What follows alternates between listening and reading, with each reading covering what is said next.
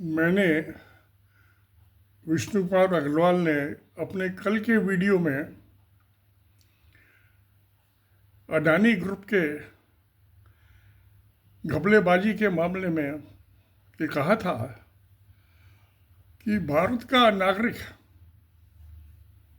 और यहाँ का कानून ग्रेड 1 का है। यहाँ की परमानेंट एग्जीक्यूटिव और बिजनेस पीपल ये ग्रेड 2 की कैटेगरी में है और ग्रेड 3 की कैटेगरी में ये पॉलिटिकली एग्जीक्यूटिव, संसद, विधानसभाएं, चीफ मिनिस्टर, प्रधानमंत्री, ये थर्ड कैटेगरी के आदमी है। और फोर्थ कैटेगरी के आदमी जो है जजेज है, जुडिशरी। तो आज जब मैं सुबह मॉर्निंग वॉक के लिए घूमने के लिए निकला, कुछ मेरे दोस्तों ने कहा कि ये पॉलिटिकल आदमी जो हैं एमएलए एमपी, आपने इनको कैसे थर्ड कैटेगरी में रख दिया? ये तो लुच्चे लफंगे बदमाश है सब, गैंगस्टर्स है। ये जुडिशरी से ऊपर कैसे हो सकते हैं? मैंने उनको कहा आप मेरा वीडियो एक दफ़ा दोबारा सुनिए, मेहरबानी करके। जो मैंने अपने वीडियो में कहा है वो बिल्कुल सच बयान किया, सत्य वचन है। जुडिशरी इसका काम है। जो हाई कोर्ट के, सुप्रीम कोर्ट के जज जब बनते हैं तो ओथ लेते हैं, शपथ लेते हैं कि मैं भारत के संविधान के मुताबिक काम करूंगा और भारत की यूनिटी और इंटीग्रिटी को प्रोटेक्ट करूंगा। क्या इन्होंने किया? जी नहीं। इन्होंने भारत की यूनिटी और इंटीग्रिटी के खिलाफ काम किया। अब जो ये 8 नवंबर को हमारे chief justice of India DY Chandrachud साहब रिटायर हुए, 8 नवंबर 2024 को, इन्होंने जलते चलते दुर्लत्ती मार दी। जो places of worship act 1991 1991 special act है, ये स्पेशल प्रोविजन है। इसमें अयोध्या के मामले को लेके छोड़ के बाकी सब जो मंदिर, मस्जिद, गुरुद्वारे, चर्च बने हुए हैं उनका स्टेटस चेंज नहीं किया जाएगा, ये कानून में लिखा है। मगर हमारे चीफ जस्टिस साहब ने चीफ जस्टिस इंडिया में उस बेंच ने कह दिया कि इसमें यह कहीं नहीं लिखा कि सर्वे नहीं किया जाएगा।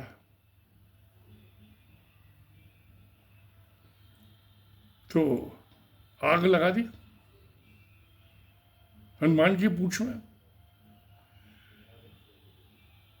अब कोई भी जब जो हमारे कॉन्स्टिट्यूशन के मुताबिक जो सुप्रीम कोर्ट का फैसला है वो हिंदुस्तान की सारी अथॉरिटी और सारी कोर्ट्स ड्यूटी बाउंड है उसके मुताबिक फैसले करने के लिए, अमल करने के लिए।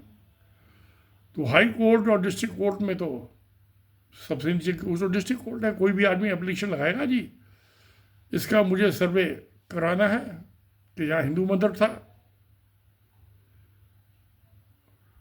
यहाँ पे शिवलिंग था, और सिर्फ मस्जिद के नहीं किसी के मकान के भी जाके कह सकता हूँ मेरे पुरखों ने 500 साल पहले यहाँ पे शिवलिंग रखा था, मंदिर बनाया था, तो मैं इसका मकान तोड़ूंगा और इसका सर्वे कराना है और कोर्ट से ऑर्डर ले आऊँगा। तो सारे मकानों को तोड़ दो मस्जिद का। तो ये जो चालू हुआ था, ये ज्ञानवापी जो मस्जिद है बनारस में, वाराणसी में, उसके कोर्ट के वहाँ उस डिस्प्यूट के मामले में फैसला दिया था। उसका नतीजा क्या निकला? अभी संभल में दंगल हो गया, मारा मारी हो गई, पुलिस ने गोली चलाई। एक दफा सर्वे हो गया था, दोबारा पहुंच गए वहाँ और 5 आदमियों की पुलिस वालों ने हत्या कर दी गोली मार के, यूपी के संभल सिटी में। अब हिंदुस्तान में तकरीबन 28,000 मस्जिद है। 800 साल मुसलमानों का राज रहा, पहले गुलाम वंश का, फिर सुल्तानेट, उसके बाद मुगल। तो इसमें तकरीबन 28-30,000 मस्जिद है, उनमें से 18,000 मंदिर जो है, ये कहते हैं कि यहाँ पे मस्जिद के नीचे जो है ये मंदिर था पहले, उसको तोड़ के बनाई गई है मस्जिद। तो ऐसे डिस्प्यूटों से बचने के लिए 1991 का ये प्लेस ऑफ वर्शिप एक्ट बनाया गया था। पीवी नरसिम्हा राव जो प्रधानमंत्री थे, बड़े ज्ञानी आदमी थे, उसे से अयोध्या को छोड़ दिया था, एक्सेप्ट अयोध्या। तो इन्होंने सर्वे के नाम पे झगड़ा फसाद खड़ा कर दिया। तो क्या chief justice of India DY Chandrachud और उनके साथियों ने अपनी ओथ जो उन्होंने शपथ ली थी कि हम कॉन्स्टिट्यूशन को प्रोटेक्ट करेंगे और इंडिया की यूनिटी और इंटीग्रिटी को प्रोटेक्ट करेंगे, उसमें हथौड़ा नहीं मार दिया, तोड़ नहीं दिया आपसे। अब 18,000 मस्जिद के 18,000 दंगे फसाद होंगे सर्वे के नाम पे। 1,000 दंगे फसाद हो गए तो वो भी बहुत बड़ी बात है। This is the beginning, not the end. तो क्या उन्होंने, सुप्रीम कोर्ट के जजेस ने विश्वास, criminal breach of trust by public servant 409 IPC, विश्वासघात और देशद्रोह नहीं किया अपनी शपथ तोड़ के कि हम इंडिया की यूनिटी और इंटीग्रिटी को प्रोटेक्ट करेंगे, समाज को और देश को बांटने के लिए कार्रवाई चालू नहीं की। अपने इस 2024 के जजमेंट में अभी मणिपुर जल रहा है, 200 साल है, 200 से ज़्यादा आदमियों की जान जा चुकी हैं, औरतों का बलात्कार हुआ है, बच्चों को मारा गया है। 2 साल से मणिपुर जल रहा है, वो भी जो मणिपुर हाई कोर्ट के जजमेंट की वजह से कि जो था वहाँ पहले ये जो शेड्यूल्ड ट्राइब थे, वो पहाड़ी इलाके में रहते हैं, कुकीज़, उनको रिजर्वेशन का बेनिफिट था। वो ज़्यादातर उनमें से ईसाई मजहब में कन्वर्ट हो गए, और जो मैतीस है वो ज़्यादातर हिंदू है। तो हिंदू ईसाइयों में लड़ाई करा के 200 से ज़्यादा आदमी की हत्या करा दी मणिपुर हाई कोर्ट के फैसले ने। अब वो हालांकि उस फैसले को जब सुप्रीम कोर्ट में आए, सुप्रीम कोर्ट ने टर्न डाउन कर दिया, मगर दंगा फसाद तो चालू हो गया है, मारने का बहाना मिल गया हिंदुओं को, ईसाइयों को मारने के, उनकी चर्चों को तोड़ने के लिए, आग लगाने के लिए। और अभी 2 साल होने को आगे, लगभग मामला नहीं निपटा है। तो ये किसने देशद्रोही किया, किसने विश्वासघात किया? हाई कोर्ट के जजों ने। अब जो संभल का जो यूपी में बहुत पुराना टाउन है, टाउन क्या सिटी कहना चाहिए, शहर है, उसमें 600 साल पुरानी मस्जिद के ऊपर हो गया, सर्वों को लेके वहाँ पुलिस ने गोली चलाई और उसमें 5 आदमी की हत्या हो गई। अब ऐसी तो हत्याएं जगह जगह होंगी, जगह जगह सर्वे होंगे, को सुप्रीम कोर्ट ने फैसला कर दिया है। उसके ऑर्डर को मानने के लिए कॉन्स्टिट्यूशनल ड्यूटी बाउंड है। तो डिस्ट्रिक्ट कोर्ट ने कुछ गलत नहीं किया, वो तो अपने ड्यूटी निभाई है। तो क्या CJI chief justice of India DY Chandrachud और उनके साथी जज सुप्रीम कोर्ट में ये विश्वासघात और देशद्रोही के जुर्म के मुजरिम नहीं है? मैं समझता हूँ है। हालांकि अभी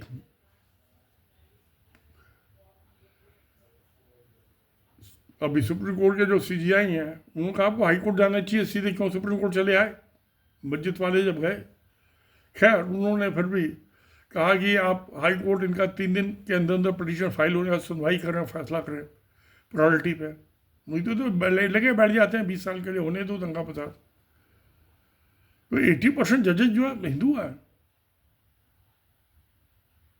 भारत में। तो ये नेशन की यूनिटी और इंटीग्रिटी के खिलाफ जो फैसले कर रहे हैं और जो सरकारें अदालत के ऐसे फैसलों पे कार्रवाई कर रही है, क्या वो देशभक्त है या टुकड़े टुकड़े गैंग के मेंबर हैं, नेता हैं? तो मेरा कहना यह है कि जो मैंने उनको एक्सप्लेन किया, मैं कहा मेरा वीडियो कल का दोबारा से आप सुनिए, 29 नवंबर वाला। तो आज ये 30 नवंबर को डालता हूँ। मैं कहा मैंने ठीक लिखा उसमें, जो बयान किया सत्य बयान किया है। और मैंने उसमें रीज़न दिया है कि मैं इनको क्यों क्लास ग्रेड का कह रहा हूँ जुडिशरी को। ये भ्रष्टाचारी तो है ही हैं, 80% डिस्ट्रिक्ट कोर्ट के जज भ्रष्टाचारी हैं, हाई कोर्ट के 60% जज भ्रष्टाचारी हैं, सुप्रीम कोर्ट के 25-30% भ्रष्टाचारी हैं। ये सुप्रीम कोर्ट के जजेस खुद कहते हैं, मैं नहीं कहता। और अगर जो मैं भ्रष्टाचार का खुलासा करने लगूँ, वैसे पहले कई वीडियो में कहा मैंने, जो सिविल डिस्प्यूट्स हैं उसमें सिविल प्रोसीजर कोड 99 के मुताबिक मुकदमे चलते हैं। उसमें section 89 resolution dispute by मेडिएशन, counselling और आर्बिट्रेशन, ऑर्डर 32A और रूल 3, ये कोर्ट की ड्यूटी है कि पार्टी में समझौता कराए, मैंडेटरी ड्यूटी है कोर्ट की। नहीं मानते हैं, डेट पे डेट लगाएंगे, हर डेट पर रिश्वत देते रहेंगे। वकील और जज मिले हुए हैं। ये जो 5 करोड़ केस रेवेन्यू कोर्ट्स में, तहसीलदार से लगा के और कमिश्नर तक, रेवेन्यू कमिश्नर, और डिस्ट्रिक्ट कोर्ट्स में 3 करोड़ मुकदमे सिविल केसेस पेंडिंग है। ये 8 करोड़ मुकदमे ये 1 साल के अंदर निपटाए जा सकते हैं, अगर जो हम सिविल प्रोसीजर कोड का सेक्शन 89 ऑर्डर 32A रूल 3 के मुताबिक काम करें। मैंडेटरी ड्यूटी है कोर्ट की, नहीं करेंगे, सारे भ्रष्टाचारी हैं। अगर जो ऐसे कोर्ट समझौते कराने लगी तो ये तो भूखे मर जाएंगे जज, इनका तनख्वाह से पेट नहीं भरता। ऐसी जो क्रिमिनल है, क्रिमिनल प्रोसीजर कोड भारत की CRPC, उसमें प्रोविजन है 252 प्ली बार्गेनिंग का, सेक्शन 252 और 320, उस compounding of offence by the victim, वो प्रोविजन है। तो जो ये 2 करोड़ मुकदमे बचेंगे, ये मुकदमे भी सब एक साल में निपट जाएंगे, जेलें खाली हो जाएंगी। मगर ईमानदारी हो, दिमाग की हो, दिल की ऑनेस्टी हो, इंटीग्रिटी हो, तभी होगा ना। तो इसलिए मैं कहता हूँ कि जुडिशरी सारी करप्ट है। अब जो इन्होंने मणिपुर में हाई कोर्ट ने जजमेंट दिया, उसके मुताबिक ये दंगे फसाद चल रहे हैं, 2 साल से मारा मारी कत्लेआम चल रहा है। अब ये संभल वाले इसमें सुप्रीम कोर्ट ने वाराणसी वाले ज्ञानवापी वाले मामले में जजमेंट दे दिया, उसको मानने का सब बाउंड है, ड्यूटी बाउंड है as per constitution of India, law of the land. अब उसका फ़ायदा उठा के संभल में दंगा फसाद करा दिया, वहाँ गोली मार दी। तो ऐसे तो सारे हिंदुस्तान में 18,000 दंगे फसाद होंगे, एक साथ ही करा लो, सबके ऑर्डर पास कर दो सर्टिफिकेट, और 18,000 शहरों में, गांव कस्बों में एक साथ दंगे फसाद करा, मारामारी चालू करा दो। तो क्या भारत, इंडिया यूनाइटेड रहेगा या डिसइंटीग्रेट हो जाएगा? तो ये टुकड़े टुकड़े गैंग के मेंबर बन गए जज। ये कम्युनल है, करप्ट तो है ये सामने, कम्युनल भी है, सांप्रदायिकता इनमें कूट कूट के भरी हुई है। तो इसलिए जो मैंने एक्सप्लेन किया था अपने जजमेंट में, मैं आज उसी को रिपीट कर रहा हूँ दोबारा, क्योंकि उसमें मेरे कुछ साथी हैं, बड़े विद्वान हैं, पढ़े लिखे हैं, तो उसके मामले को मैंने सोचा, वैसे मैंने एक्सप्लेन तो किया था, उन्होंने पता नहीं मेरा वीडियो दोबारा देखा नहीं देखा, कि मैं दोबारा आज एक दफ़ा फिर वीडियो में बता रहा हूँ कि मैंने सुप्रीम कोर्ट के जजों को क्यों भ्रष्टाचारी और कम्युनल कहा था, और इसलिए इन्हें क्लास 4 में रखा था, bottom of the society, third grade country में फोर्थ ग्रेड की जुडिशरी। तो अब मैं समझता हूँ कि आज ये मैं इसकी सफाई देने में जो मैंने कहा था, सत्य बयान किया था, सत्य वचन कहा था, उसमें शायद मैं कामयाब हो गया हूँ। आगे फिर कोई करेगा कुछ दिन बाद ऑब्जेक्शन, तो फिर देखूंगा, कोशिश करूंगा कि मामले की सफाई कर सकूं, उनको तसल्ली दिला सकूं, उनके दिल और दिमाग को। हमें वो कहने अग्रवाल साहब, आप तो खुद आर्बिट्रेटर हो, आप तो जज हो, आप ये खुद जज हो गए, दूसरे जजों को भ्रष्टाचारी और क्रिमिनल बता रहे हो। मैं कहा हाँ, मैं आर्बिट्रेटर हूँ। मैं नवंबर 2005 से, अब आज 24 नवंबर हो गया, नवंबर ख़त्म होने वाला है, तो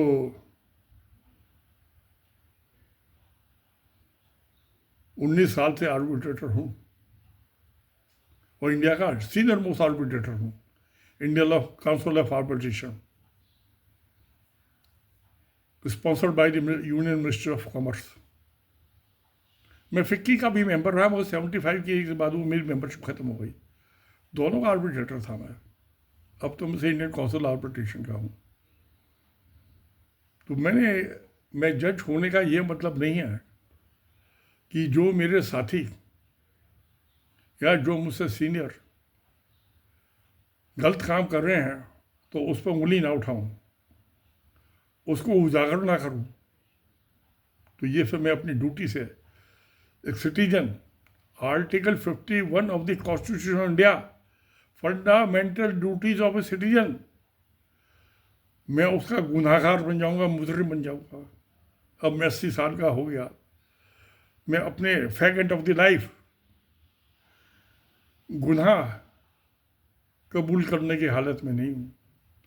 मैं अपनी fundamental duties of the constitution of a citizen under article 51 A of the constitution में निभाऊंगा, और आखिर तक निभाऊंगा, आखिर सांस तक। तो देखिए क्या होता है। सत्यमेव जयते। नमस्कार, धन्यवाद।